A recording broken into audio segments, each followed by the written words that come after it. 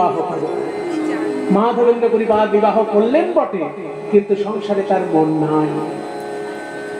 তাই দীক্ষা দিলেন অদ্বৈত আচার্যকে। অদ্বৈত আচার্যকে দীক্ষা দিয়ে বললেন, আমি তো তোর গুরু হলাম, আমার একটা উপকার করবি? বলুন গুরুদেব। আমার স্ত্রী পরলোক গমন করেছে, ওই সন্তানকে দেখে সন্তানকে পালন করার ক্ষমতা আমার নেই, কারণ আমি মায়ের স্নেহ আমি দিতে পারবো না।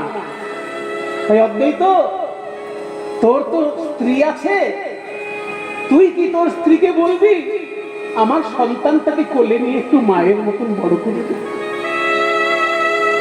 যদি আমার ছেলের দায়িত্ব তুই নিতে পারিস বাবা, তাহলে আমি সারা ভারতবর্ষ পায়ে হেঁটে তীর্থ দর্শন করি, গোবিন্দের লীলা ভূমি দর্শন করব। আর যদি আমার তাতে কোনো পুণ্য হয়, ভগবানকে বলবো সেই সমস্ত পুণ্য যেন তিনি তোকে দিয়ে দেয়।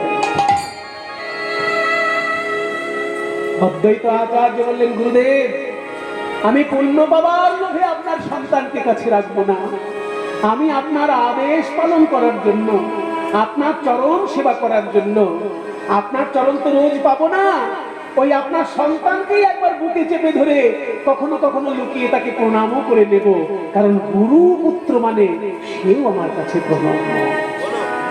ও আমার সন্তানের মতন থাকবে, কিন্তু শ্রদ্ধেয় সন্তান হিসেবেও আমার কাছে বড় হবে।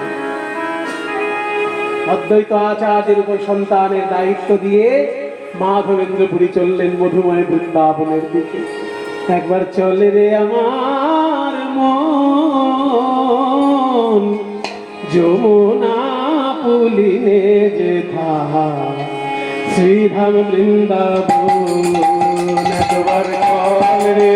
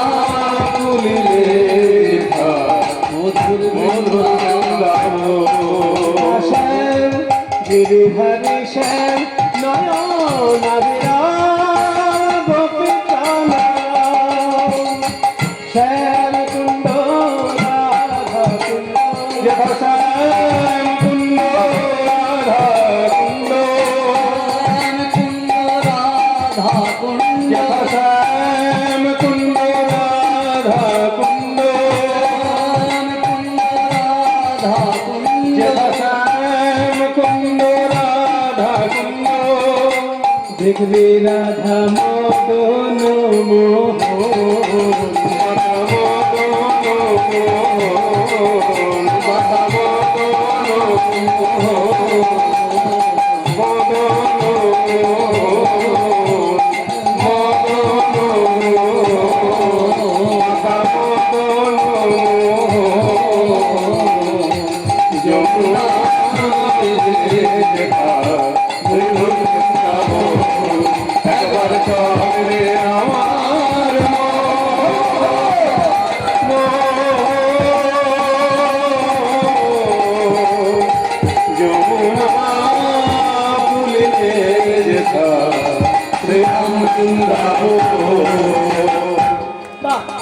যাবে প্রাণ জুড়াবে রাধা শ্যাম দেখতে পাবি, সেথায় যাবে প্রাণ হারাবি রাধা শ্যামে দেখতে পাবি। কদমতলা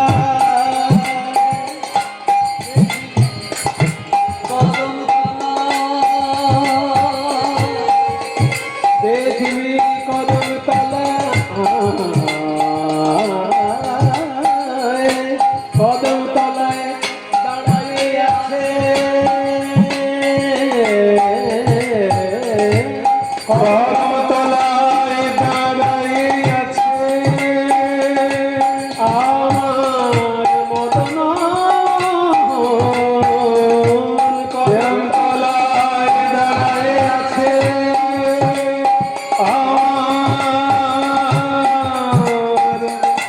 তনু